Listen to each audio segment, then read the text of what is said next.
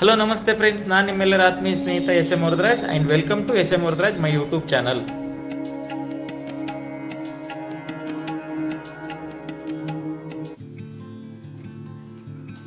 Hello ನಮಸ್ತೆ friends, ನಾನು ನಿಮ್ಮೆಲ್ಲರ ಆತ್ಮೀಯ ಸ್ನೇಹಿತ S M. Varadaraj and welcome to S M. Varadaraj my YouTube channel.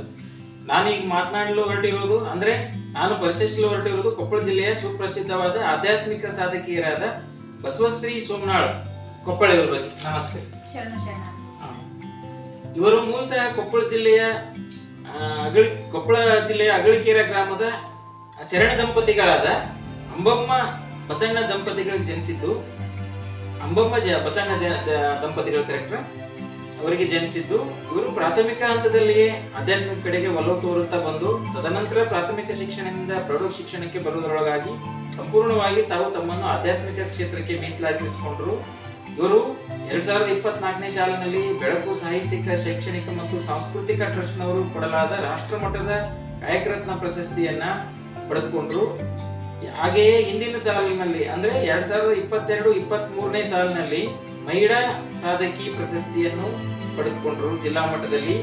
ಹಾಗೆ ಅದೇ ರೀತಿ ಕಿತ್ತೂರು ರಾಣಿ ಚೆನ್ನಮ್ಮ ಪ್ರಶಸ್ತಿಯನ್ನು ಜಿಲ್ಲಾ ಮಟ್ಟದಲ್ಲಿ ಕೂಡ ಪ್ರಶಸ್ತಿ ಪಡೆದುಕೊಂಡರು. ಹಾಗೆ ರಾಜ್ಯ ಮಟ್ಟದಲ್ಲಿ ಕೂಡ ಕಿತ್ತೂರು ರಾಣಿ ಚೆನ್ನಮ್ಮ ಪ್ರಶಸ್ತಿಯನ್ನು ಪಡೆದುಕೊಂಡರು. ಹಾಗೆ ಇವರು ಈಗ ಅಕ್ಕನಾಗಲಾಂಬಿಕಾ ಮಹಿಳಾ ಗಣದ ರಾಜ್ಯ ಮಟ್ಟದ ಪ್ರಧಾನ ಕಾರ್ಯದರ್ಶಿಗಳ ಸ್ಥಾನವನ್ನು ಕೂಡ ಅಲಂಕರಿಸಿರುತ್ತಾರೆ. ಹಾಗೆ 2024ನೇ ಸಾಲಿನಲ್ಲಿ ಕರ್ನಾಟಕ ಸಾಧಕ ಪ್ರಶಸ್ತಿಯನ್ನು ಕೂಡ ಪಡೆದಿರುತ್ತಾರೆ. ಅದೇ ರೀತಿಯಾಗಿ ಕಲಬುರಗಿ ಶರಣ ಬಸವೇಶ್ವರ ಕ್ಷೇತ್ರದ ಶ್ರೀಗಳು ಕೊಡಲಾದ ಮಹಾದಾಸೋಹ ಜ್ಞಾನರತ್ನ ಪ್ರಶಸ್ತಿಯನ್ನು ಕೂಡ ಪಡೆದಿರುತ್ತಾರೆ. ಈಗ ಅವರ ಕಡೆಯಿಂದ ಸಂದರ್ಶನ. ನಮಸ್ತೆ. ಬಸವ ತತ್ವ ದೀಕ್ಷೆ ಮತ್ತು ಪರಿಚಯದ ಬಗ್ಗೆ ಸಂದರ್ಶನ. ನಿಮಗೆ ಈ ಬಸವ ತತ್ವನ ಮತ್ತು ಇದ್ರ ಬಗ್ಗೆ ಪರಿಚಯ ಕೊಟ್ಟವರು, ಹಾಗೆ ಇದರ ದೀಕ್ಷೆ ನೀಡಿದವರು, ಅದ್ರ ಬಗ್ಗೆ ನಿಮ್ಗೆ ಸಂಕ್ಷಿಪ್ತವಾಗಿ ಅವ್ರ ಬಗ್ಗೆ ಪರಿಚಯ ಹೇಳ್ರಿ. ಓಂ ಶ್ರೀ ಗುರು ಬಸವಲಿಂಗಾಯ ನಮಃ. ಹಸಿವಿಗಂಬಲಿ ಮತ್ತು ಬಿಸಿಲಿಂಗೆ ಕೊಡೆ ಮತ್ತು ಬಶರಲ್ಲಿ ಬಂದ ಶಿಶು ಮತ್ತು ಲೋಕಕ್ಕೆ ಬಸವಣ್ಣನೇ ಮತ್ತು ಸರ್ವಜ್ಞ ಜಗದೊಳ್ ಸೃಷ್ಟಿಕರ್ತ ಲಿಂಗದೇವ ಧರ್ಮಕರ್ತ ಅಪ್ಪ ಬಸವಣ್ಣ ಗುರು ಮಾರ್ಗದರ್ಶನದಲ್ಲಿರುವ ಪರಮ ಪೂಜ್ಯ ಲಿಂಗೈಕ್ಯ ಲಿಂಗಾನಂದ ಅಪ್ಪಾಜಿಯವರನ್ನು ಪ್ರಪ್ರಥಮ ಮಹಿಳಾ ಜಗದ್ಗುರು ಮತ್ತು ಮಾತೆ ಮಾದೇವಿ ತಾಯಿಯವರ ಮೇಲಿನ ಹೃದಯ ಮಂದಿರದಲ್ಲಿ ಸ್ಮರಿಸುತ್ತಾ ಯೂಟ್ಯೂಬ್ ಚಾನೆಲ್ ವೀಕ್ಷಕರಿಗೂ ಮತ್ತು ವರದರಾಜ್ ಸರ್ ಅವರಿಗೂ ಭಕ್ತಿಪೂರ್ವಕ ಅನಂತ ಕೋಟಿ ಶರಣಾರ್ಥಿ.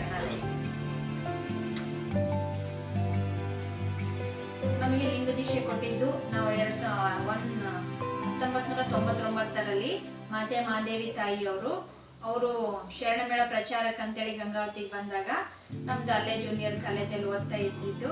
ಅವರೇ ಮಾತೆ ಮಾದೇವಿ ತಾಯಿಯವರಲ್ಲೇ ವಾರಕ್ಕೊಂದ್ಸಲ ಪ್ರವಚನ, ವಾರ ಸಂಗಮ, ಶರಣ ಸಂಗಮ ಕಾರ್ಯಕ್ರಮ ಅಂತ ಮಾಡ್ತಿದ್ರು.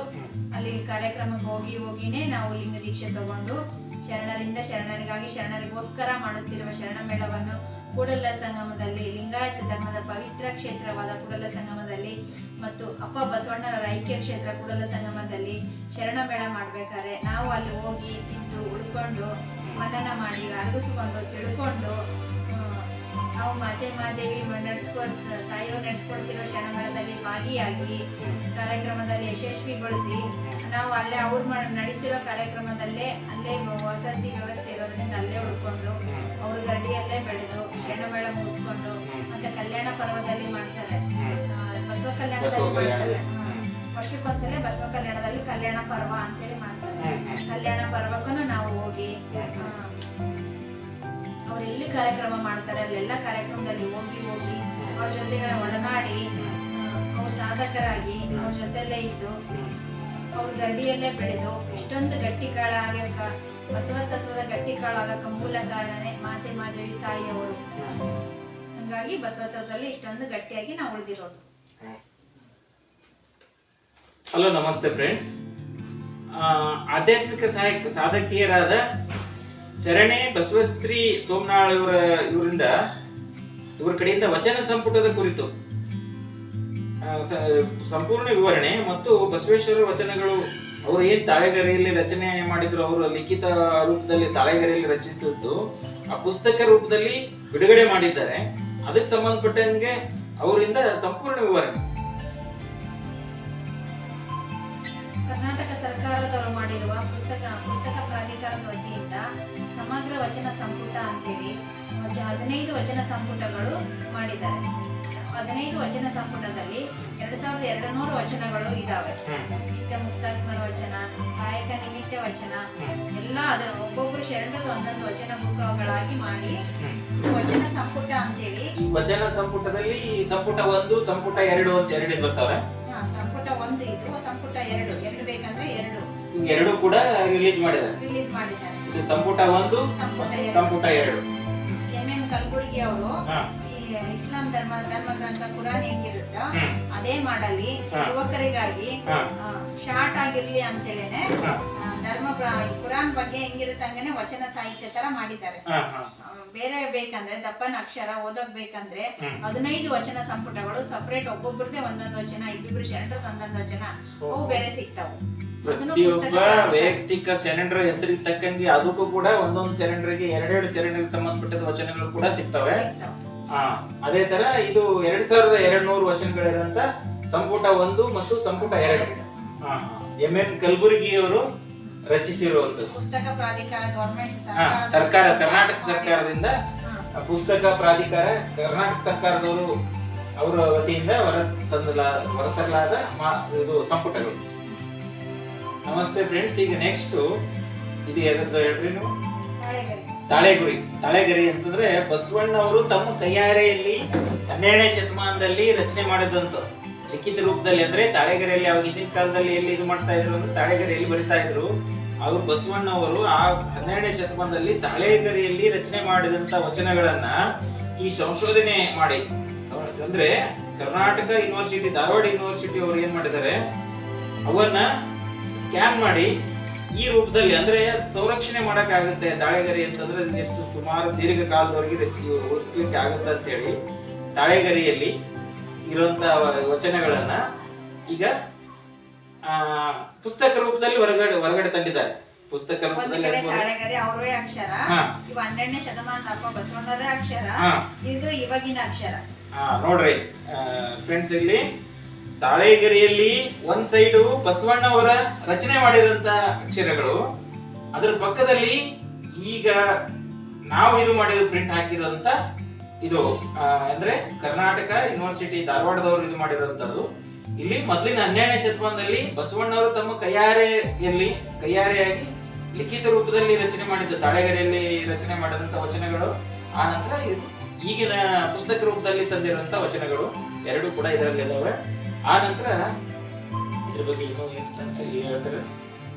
912 ವಚನಗಳು ಸಪ್ತ ಶರಣರ ವಚನ ಅಂತೇಳಿ, ಬಸವೇಶ್ವರ ಶಟಸ್ಥಲ ವಚನಗಳು ಅಂತೇಳಿದ್ದು. ಇದು ಧಾರವಾಡ ಯೂನಿವರ್ಸಿಟಿ ಅವ್ರು ಮಾಡಿದ್ದು. ಅಶೋಕ್ ಡಂಗ್ಳೂರ್ ಅವರು ಯುವಕರಿಗೆ ಒಂದು ಅಟ್ರಾಕ್ಷನ್ ಆಗ್ಲಿ, ಆಮೇಲೆ ವಚನ ಸಾಹಿತ್ಯ ಅಪ್ಪ ಬಸವಣ್ಣನವರ ಅಕ್ಷರಗಳು ಹೆಂಗಿರುತ್ತೆ ಹಂಗೆ ನೋಡಕಂತೂ ಆಗಲ್ಲ. 900 ವರ್ಷಗಳ ಹಿಂದಿನ ಅಕ್ಷರ ಇವಾಗ್ಲೂ ಜೀವಂತ ಇದ್ದಾವು. ಅಂದ್ರೆ ಉಳಿಬೇಕು, ಮುಂದೆ ನಮ್ಮ ಮಕ್ಕಳಿಗೂ ಮುಂದಿನ ಪೀಳಿಗೆಗೆ ಇದು ಉಳಿಲಿ ಅಂತ ಒಂದು ಅಟ್ರಾಕ್ಷನ್ಗೋಸ್ಕರ ಈ ತರ ತಾಳೆಗರಿನ ಮಾಡಿದ್ರು. ತಂತ್ರಜ್ಞಾನ ಉಪಯೋಗಿಸಿ ಅದು ಕಂಪ್ಯೂಟರ್ ಇದರಿಂದ ಸ್ಕ್ಯಾನ್ ಮಾಡಿ ಅದನ್ನ ಈಗ ನಮಗೆ ಪುಸ್ತಕ ರೂಪದಲ್ಲಿ ಹೊರಗಡೆ ತಂದಿದ್ದಾರೆ. ಇದ್ರ ಬೆಲೆ ಎಷ್ಟಾಗುತ್ತೆ? ಇದ್ರ ಬೆಲೆ 300 ರೂಪಾಯಿ. ಇದ್ರ ಬೆಲೆ 300. ಎಲ್ಲಿ ಪರ್ಚೇಸ್ ಮಾಡ್ಬೇಕಾದ್ರೆ ಎಲ್ಲಿ ತಗೋಬೇಕು? ಅಶೋಕ್ ಡಂಗ್ಳೂರ್ ಅವ್ರದ್ದು ಅಂತೇಳಿ ನಂಬರ್ ಇದೆ ಇದ್ರ ಮೇಲೆನೆ. ಅವರೇ ಮಾಡಿದ್ದು, ಅವರೇ ಮಾಡ್ತಿದ್ದು. ಯಾರಿಗಾದ್ರೂ ಗಿಫ್ಟ್ ಕೊಡ್ಬೇಕಾರೆ, ಏನಾರ ಇದನ್ ಕೊಡ್ಬೇಕಾರೆ, ಅದನ್ನ ಕೊಟ್ರೆ ಇದು ಕೊಟ್ರೆ ಕಳೆದೋಗುತ್ತೆ. ನಿಜವಾದ ಸಂಪತ್ತು ಆಸ್ತಿ ಅಂದ್ರೆ ಲಿಂಗಾಯತ್ರಿಗೆ ವಚನನೇ, ವಚನ ಸಾಹಿತ್ಯನೇ. ಅದು ಅಪ್ಪ ಬಸವಣ್ಣನವ್ರ ಅಕ್ಷರಗಳು ಸಿಗ್ತಾವಂದ್ರೆ ಅವ್ರ ಜೊತೆಗೆ ನಾವಿದ್ದಷ್ಟು ಖುಷಿ ಆಗುತ್ತೆ. ಆತರ ಅದು ಒಂದು ಉದ್ದೇಶಕ್ಕೆ ಇದನ್ನ ಗಿಫ್ಟ್ ಕೊಡೋಕೋ, ಹೇಳೋಕೋ, ಮಾಡೋಕೋ. ಇವಾಗ ವಚನ ಅಂದ್ರೆ ಪುರಾಣ ಕಥೆಗಳಂದ್ರೆ ಯುವಕರು ಯಾರು ಬರಲ್ಲ, ಮಕ್ಕಳು ಯಾರು ಅಟ್ರಾಕ್ಷನ್ ಆಗಲ್ಲ. ಅದೇ ವಚನನೇ ಹಾಡಿನ ರೂಪದಲ್ಲಿ, ಕಥೆ ರೂಪದಲ್ಲಿ, ಈ ತರ ರೂಪದಲ್ಲಿ ಅವ್ರಿಗೆ ಗಿಫ್ಟ್ ಕೊಟ್ರೆ ಅದನ್ನ ಶೇಖರಿಸಿ ಇಟ್ಕೊಂತಾರೆ, ನೋಡ್ತಾರೆ, ಒಂದಿಲ್ಲ ಒಂದ್ ಟೈಮ್ ಓದ್ತಾರೆ, ಮಾಡ್ತಾರೆ. ಪ್ರತಿಯೊಬ್ಬ ಲಿಂಗಾಯತರ ಜಗಲಿ ಮೇಲೂ ವಚನ ಸಾಹಿತ್ಯ ಇದ್ರೆ, ದಿನಕ್ಕೆ 5 ವಚನಗಳು ಅವ್ರು ಪಠಣ ಮಾಡ್ತಾನೆ ಇದ್ರೆ ಧರ್ಮ ಎಲ್ಲೂ ಹೋಗಲ್ಲ. ನಾವು ಧರ್ಮ ರಕ್ಷಣೆ ಮಾಡಿದ್ರೆ ಧರ್ಮ ನಮ್ಮನ್ನ ರಕ್ಷಣೆ ಮಾಡೇ ಮಾಡುತ್ತೆ. ಹಿಂದಿಲ್ಲದ ನಾಳೆ ಸ್ವತಂತ್ರ ಧರ್ಮ ಅದೇ ಆಗುತ್ತೆ ಲಿಂಗಾಯತ ಧರ್ಮ. ಕರೆಕ್ಟ್. ಧರ್ಮೋ ರಕ್ಷತೆ ರಕ್ಷಿತಃ ಅಂತ ಹೇಳ್ತಾರೆ, ಕರೆಕ್ಟ್. ಆಮೇಲೆ ವಚನಗಳಿಗೆ ಅಂತಂದಾಗ ಇನ್ನು ಖುಷಿ ವಿಚಾರ ಅಂದ್ರೆ ಈಗ ಟೆಕ್ನಾಲಜಿ ಉಪಯೋಗಿಸ್ಕೊಂಡು ಎಲ್ಲಾ ಲ್ಯಾಂಗ್ವೇಜ್ ಟ್ರಾನ್ಸ್ಲೇಷನ್ ಮಾಡಿದ್ದಾರೆ, ಅನುವಾದ ಮಾಡಿದ್ದಾರೆ. ಕನ್ನಡ ಸಾವಿರಾರು ವರ್ಷಗಳ ಇತಿಹಾಸ ಇದೆ. ಅದೇ ತರ ಈಗ ಬೇರೆ ಭಾಷೆದವರು ತಿಳ್ಕೊಳ್ಳಿ ಅಂತೇಳಿ ಹಿಂದಿ ರಾಷ್ಟ್ರ ಭಾಷೆ, ಹಿಂದಿಯಲ್ಲಿ ಕೂಡ ಇದೆ. ಹಿಂದಿ, ಮರಾಠಿ, ತಮಿಳು, ತೆಲುಗು ಎಲ್ಲ ಕೆಲವೊಂದ್ ಕಡೆ ನಾನು ಅದನ್ನ ವಚನಗಳ 1000 ವಚನಗಳ ಸ್ಪರ್ಧೆಯಲ್ಲಿ ಸಂಬಂಧಪಟ್ಟಂಗೆ ಒಂದ್ಸಲ ನೋಡ್ಬೇಕಾದಾಗ ಅದನ್ನ ಬೇರೆ ಬೇರೆ ಲ್ಯಾಂಗ್ವೇಜ್ ಅಲ್ಲಿ ಅನುವಾದ ಮಾಡಿರುವಂತದ್ದು ಕೂಡ ತಿಳ್ಕೊಂಡೇನೆ. ಬೇರೆ ಬೇರೆ ಮಾಡಿದ್ದಾರೆ 32 ಭಾಷೆಗಳಿಗೆ ವಚನಗಳನ್ನ ಸಂವಾದ ಮಾಡಿದ್ದಾರೆ, ಟ್ರಾನ್ಸ್ಲೇಟ್ ಮಾಡಿದ್ದಾರೆ. ಈಗ ಶ್ರೀ ಬಸವೇಶ್ವರ ಅವರ ಶಟಸ್ಥಲ ವಚನಗಳ ಬಗ್ಗೆ ಆಯ್ತು. ನೆಕ್ಸ್ಟ್ ಇವಾಗ ನಮ್ಗೆ ಸಾಹಿತ್ಯ ಇದ್ರ ಬಗ್ಗೆ ವಚನ ಸಾಹಿತ್ಯದ ಸಂಬಂಧಪಟ್ಟಂಗೆ ಸ್ಥಳ ಪುರಾಣ, ಸ್ಥಳ ಮಹಿಮೆ ಅಂತ ಅಂದಾಗ ಇವು 3000 ಮಠದ ಬಗ್ಗೆ ಶರಣರು ಕಲ್ತಿದ್ರು. 3000 ಜನ ಶರಣರು ಹುಬ್ಳಿ ಮಠದಲ್ಲಿ. ಆಮೇಲೆ ಅದು ಬೇರೆ ಬೇರೆ ಸ್ಥಳ ಬಸವ ಕಲ್ಯಾಣ ಕುರಿತು ಅದು ನಿಮ್ಗೆ ಗೊತ್ತಿರೋ ಪ್ರಕಾರ ಬೇರೆ ಬೇರೆ ಸ್ಥಳ ಮಹಿಮೆ, ಸ್ಥಳ ಪುರಾಣ ಅಂದ್ರೆ ಅವ್ರ ಶರಣರ ಕುರಿತು ಪ್ರಸಿದ್ಧ ಸ್ಥಳಗಳ ಕುರಿತು ಸಂಕ್ಷಿಪ್ತವಾಗಿ ಹೇಳಿ. ಫಸ್ಟ್ ಸ್ಟಾರ್ಟಿಂಗ್ ಅಂದ್ರೆ ಸಪ್ತ ಶರಣರು, ಎಲ್ಲಾ ಶರಣರು ಅಲ್ಲಿ ಸೇರಿದ್ದು ಅಂದ್ರೆ ಬಸವ ಕಲ್ಯಾಣದಲ್ಲಿ. ಲಿಂಗಾಯತ ಧರ್ಮ ಹುಟ್ಟಿದ್ದೇ ಬಸವ ಕಲ್ಯಾಣದಲ್ಲಿ. ಅಲ್ಲಿ ಎಲ್ಲಾ ಶರಣರು ಅನುಭವ ಮಂಟಪದ ಮೂಲಕ ತಮ್ಮ ಈಗಿನ ಒಂದೊಂದು ವಚನಗಳು 900 ವರ್ಷಗಳಾದ್ರೂ ಜೀವಂತ ಇದ್ದು, ಒಂದೊಂದು ಲೈನ್ ಅವ್ರು ಬರ್ದಿರೋ ಒಂದೊಂದು ಯಾವ ಶಾಲೆ ಕಾಲೇಜು ಯಾವ್ದು ಹೋಗದೆ ಇರೋದನ್ನ ಅನುಭವದಿಂದ ಬರ್ದಿರೋನ ಇವಾಗಿನವರೆಗೂ ನಾವೆಲ್ಲರೂ ಸೇರಿ PhD ಮಾಡ್ತಾ ಇದೀವಿ. ಒಂದು ಲೈನ್ ಅನ್ನ PhD ಮಾಡಿದ್ರು ಇನ್ನೂ ಮುಗಿತಾ ಇಲ್ಲ. ನೋಡ್ರಿ ಅದು ಎಷ್ಟು ಒಂದು ಇದು ಮಹತ್ವ ಇದೆ. ಯಾವ ಶಾಲೆ ಕಾಲೇಜ್ ಹೋಗದೆ ಇರೋನ ಅಷ್ಟೊಂದು ಜ್ಞಾನ ಮಟ್ಟ ಅವ್ರು ಬೆಳೆಸ್ಕೊಂಡಾರ ಅಂದ್ರೆ ಒಂದು ವಚನನ ನಮ್ಗೆ ಅರ್ಥ ಮಾಡಿ ಅರ್ಗಿಸ್ಕೊಳಕ್ ಆಗ್ತಿಲ್ಲ. ಅಷ್ಟೊಂದು ಜ್ಞಾನ ಪೂರ್ವಕವಾಗಿ ವಚನ ಸಾಹಿತ್ಯ ನೀಡಿದ್ದಾರೆ. ಅದನ್ನ ಉಳಿಸ್ಕೊಂಡು ಬೆಳೆಸ್ಕೊಂಡು ಹೋಗ್ಬೇಕು. ಪೀಳಿಗೆಗೆ ಅದನ್ನ ಅರ್ಥ ಮಾಡಿಸ್ಬೇಕು. ಧರ್ಮ ಅಂದ್ರೇನು, ವಚನ ಅಂದ್ರೇನು, ವಚನ ಸಾಹಿತ್ಯ ಅಂದ್ರೇನು, ವಿಭೂತಿ ಅಂದ್ರೇನು, ರುದ್ರಾಕ್ಷಿ ಅಂದ್ರೇನು, ಮಂತ್ರ ಅಂದ್ರೇನು, ಲಿಂಗ ದೀಕ್ಷೆ ಅಂದ್ರೇನು, ಸಂಸ್ಕಾರ ಅಂದ್ರೇನು ಅಂತ ಹೇಳಿ ಹೇಳ್ಕೊಟ್ರೆ ನಾವು ಪಾಲನೆ ಮಾಡಿದ್ರೆ ನಮ್ಮ ಮಕ್ಕಳು ಪಾಲನೆ ಮಾಡ್ತಾರೆ. ನಾವೇ ಪಾಲನೆ ಮಾಡ್ಲಿದ್ರೆ ಮುಂದಿನ ನಮ್ಮ ಪೀಳಿಗೆಗೆ ಜನರೇಷನ್ಗೆ ಏನಾಗುತ್ತೆ. ಅದಕ್ಕೆ ವ್ಯಕ್ತಿತ್ವ ವಿಕಾಸನ, ಪರ್ಸನಾಲಿಟಿ ಡೆವಲಪ್ಮೆಂಟ್ ಕೋರ್ಸ್ ಹೋಗೋ ಬದಲು ಇಷ್ಟೇ ಇದು ಮಾಡ್ಕೊಂಡು ಹೋಗ್ಬಿಟ್ರೆ ಇಷ್ಟೇ ತಲೆಂತರ ಇದು ಕಂಟಿನ್ಯೂ ಜನರೇಷನ್ ಟು ಜನರೇಷನ್ ಇದಾಗ್ತಾ ಹೋಗ್ತದೆ. ಸೌಂಡ್ ಮೈಂಡಿನೇ ಸೌಂಡ್ ಬಾಡಿ ಅನ್ನೋ ಸಾಕ್ರೆಟಿಸ್ ಹೇಳ್ದಂಗೆ ವ್ಯಕ್ತಿನೂ ವ್ಯಕ್ತಿತ್ವನು ಎರಡೂ ಬೆಳಿಬೇಕಂದ್ರೆ 4 ಗೋಡೆಗಳ ಮಧ್ಯೆ ವ್ಯಕ್ತಿ ಬೆಳಿತಾನೆ. ವ್ಯಕ್ತಿತ್ವ ಬೆಳಿಬೇಕಂದ್ರೆ 4 ಸಮಾಜದ ಜನರ ಮಧ್ಯೆ ವ್ಯಕ್ತಿತ್ವ ಬೆಳಿತಾನೆ. ಮನುಷ್ಯ ಬದುಕ್ತಿರೋದು, ಜೀವನ ಮಾಡ್ತಿರೋದು ವ್ಯಕ್ತಿತ್ವ ಜೊತೆಗೆ, ಸಮಾಜದ ಜೊತೆಗೆ. ನಾವು ಸಮಾಜದ ಜೊತೆಗೆ ಹೆಂಗ್ ಬದುಕೋತೀವಿ, ಹೆಂಗ್ ಬೆಳಿತೀವಿ ಅನ್ನೋದು ಮುಖ್ಯ. ನಮ್ ಧರ್ಮ ಯಾವ್ದು, ನಾವ್ ಹೆಂಗಿರ್ಬೇಕು, ಹೆಂಗ್ ಮಾಡ್ಬೇಕು.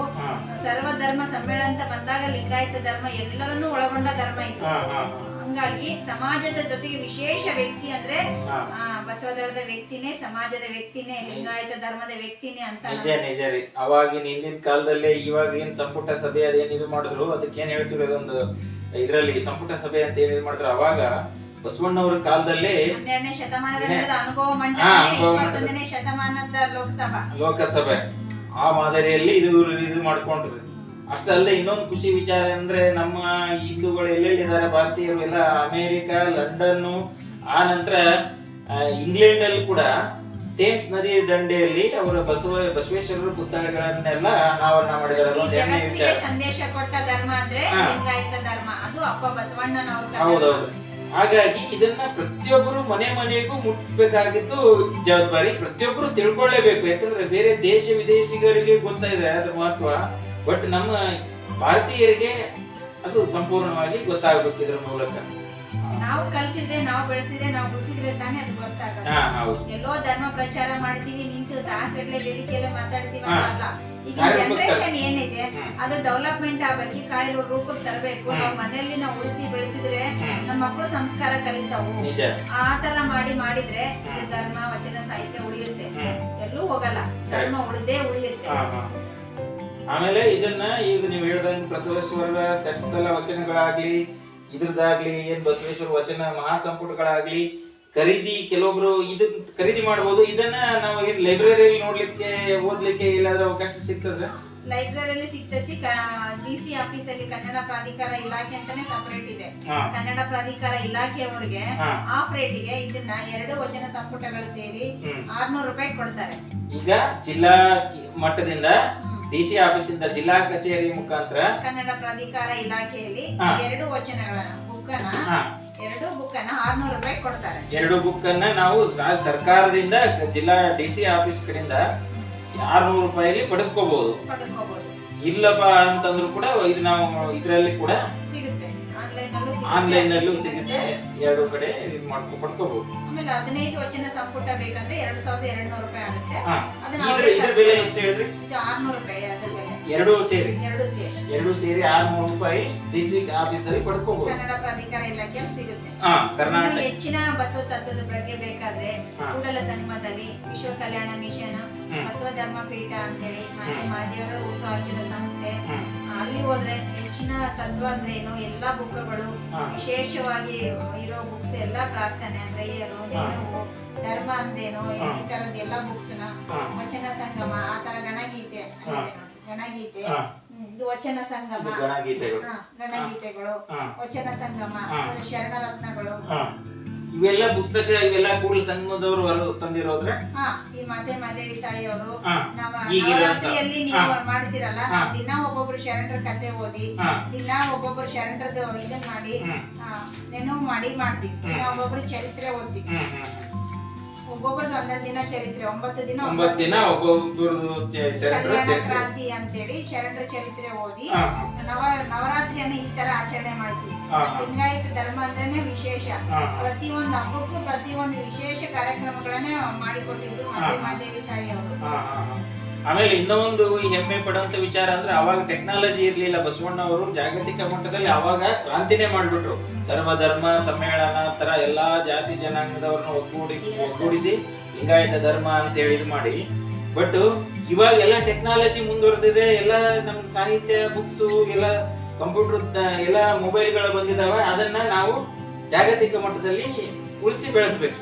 ಈಗ ಸ್ಟಾರ್ಟಿಂಗ್ ನಮ್ಮ ಏನು ವೈಯಕ್ತಿಕ ಇದರಿಂದ ಶುರು ಮಾಡಿ, ಅಂದ್ರೆ ಮನೆಯಿಂದ ಶುರು ಮಾಡಿ ದೊಡ್ಡ ಮಟ್ಟದಲ್ಲಿ ಈ ಹೊರದೇಶದಲ್ಲಿ ಇದ್ರ ಬಗ್ಗೆ ಪ್ರಸಾರ ಆಗ್ತಿದೆ ಅಂತಾದಾಗ ಪ್ರತಿಯೊಬ್ಬರು ತಿಳ್ಕೊಳ್ಳೇಬೇಕು. ಆ ನಂತರ ಇದ್ರದ್ದು ಹುಬ್ಳಿ 3000 ಮಠದ ಬಗ್ಗೆ ಹೇಳಿದ್ರಲ್ಲ, ಕಲ್ಯಾಣದಿಂದ ಹೋಗ್ಬೇಕಾದ್ರೆ ವಚನ ಸಾಹಿತ್ಯ ಸಂರಕ್ಷಣೆ ಮಾಡ್ಬೇಕಾರೆ ಕುದುರೆ ಮೇಲೆ ರಾತ್ರಿ ಶರಣರು ಹೋಗ್ಬೇಕಾರೆ ಅಲ್ಲಲ್ಲಿ ತಂಗಿದ್ರು.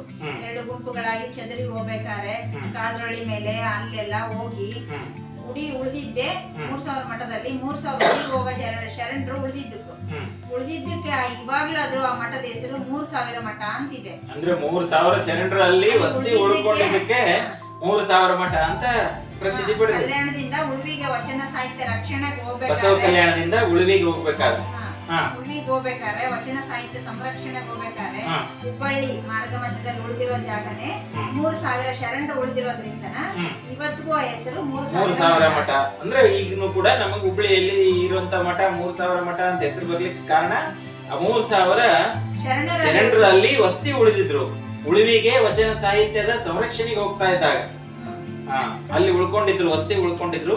ಹಾಗಾಗಿ ಆ ಮಠಕ್ಕೆ, ಹುಬ್ಬಳ್ಳಿಯಲ್ಲಿರುವ ಆ ಮಠಕ್ಕೆ 3000 ಮಠ ಅಂತ ಹೆಸರು ಬಂತು.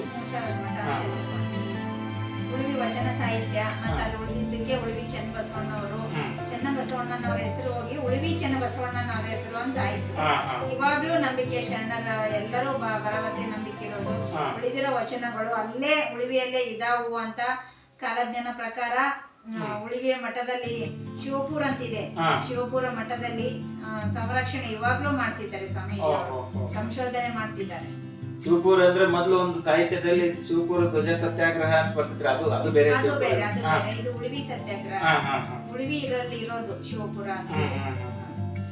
ಆಮೇಲೆ ನಿಮಗ್ ಗೊತ್ತಿರಂಗ ಇವೇನ್ ಕೆಲವೊಂದು ಏನಾದ್ರು ಈಗ ಬಸವೇಶ್ವರರ ಉತ್ಸವಗಳು ಕಾರ್ಯಕ್ರಮಗಳು ಯಾವ್ಯಾವ ಟೈಮಲ್ಲಿ ನಡೀತಾವ ಜನರಲ್ ಆಗಿ ಗೊತ್ತಿದ್ದಾರೆ? ಜನವರಿಯಲ್ಲಿ ಪ್ರತಿ ವರ್ಷ ಶರಣಮೇಳ ಸಂಕ್ರಮಣ 11ರಿಂದ 15ನೇ ತಾರೀಕಿನವರೆಗೂ ಪ್ರತಿ ವರ್ಷ ಇರುತ್ತೆ ಕೂಡಲ ಸಂಗಮದಲ್ಲಿ. ಬಸವೇಶ್ವರರ ಐಕ್ಯ ಸ್ಥಳ ಕೂಡಲ ಸಂಗಮದಲ್ಲಿ 11ರಿಂದ 15ರವರೆಗೆ ಸಂಕ್ರಾಂತಿ, ಮಕರ ಸಂಕ್ರಾಂತಿ ಸಂಕ್ರಮಣ ಟೈಮ್ ಅಲ್ಲಿ ಇರುತ್ತೆ. ಲಿಂಗಾಯತ ಧರ್ಮ ಹುಟ್ಟಿದ ದಿನ ಅಂತಾನೆ ಶರಣರಿಗಾಗಿ ಶರಣರಿಗೋಸ್ಕರನೇ ಮಾಡ್ತಿರೋ ಕಾರ್ಯಕ್ರಮನೇ ಶರಣಮೇಳ. ಆ ನಂತರ ಉಳಿದಿದ್ದ ಕಾರ್ಯಕ್ರಮಗಳು ಬಸವ ಕಲ್ಯಾಣ ಮತ್ತೆ ಬೇರೆ ಬೇರೆ ಕಡೆ ಧಾರವಾಡ, ಉಳಿವಿ, ಎಲ್ಲ ಕಡೆ ಅಲ್ಲಮಗಿರಿ ಎಲ್ಲ ಕಡೆ ಮಾಡ್ತೀವಿ. ಕಾರ್ಯಕ್ರಮ ಮಾಡೇ ಮಾಡ್ತೀವಿ. ವಿಶೇಷ ಕಾರ್ಯಕ್ರಮ ಅಂದ್ರೆ ವರ್ಷಕ್ಕೆ ಒಂದ್ಸಲ ನಾವು ಹೋಗ್ಬೇಕಂತಿರೋ ಜಾಗನೇ ಅಪ್ಪ ಬಸವಣ್ಣರ ಐಕ್ಯ ಸ್ಥಳ ಧರ್ಮಕ್ಷೇತ್ರ ಕೂಡಲ ಸಂಗಮದಲ್ಲಿ.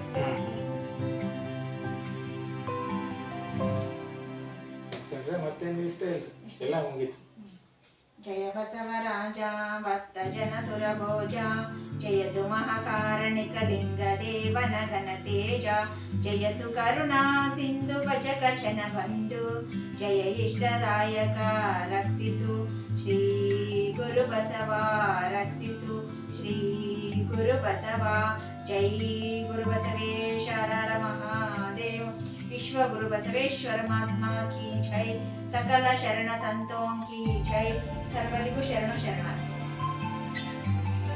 ತುಂಬಾ ಅಭಿನಂದನೆಗಳ್ರಿ ನಿಮ್ಗೆಲ್ಲ ಸಂಪುಟದ ವಚನದ ಸಂಪುಟದ ಬಗ್ಗೆ ಹೇಳಿದ್ದಕ್ಕೆ ಮತ್ತು ತಾಳೆಗರಿಯಲ್ಲಿ ಆ ಬಸವಣ್ಣವರದ ವಚನಗಳ ಬಗ್ಗೆ ಹೇಳಿದ್ದು ಸಂಪೂರ್ಣ ವಿವರಣೆ ಕೊಟ್ಟಿದ್ದಕ್ಕೆ ನಮಗೆ ಹೃತ್ಪೂರ್ವಕ ಅಭಿನಂದನೆಗಳು.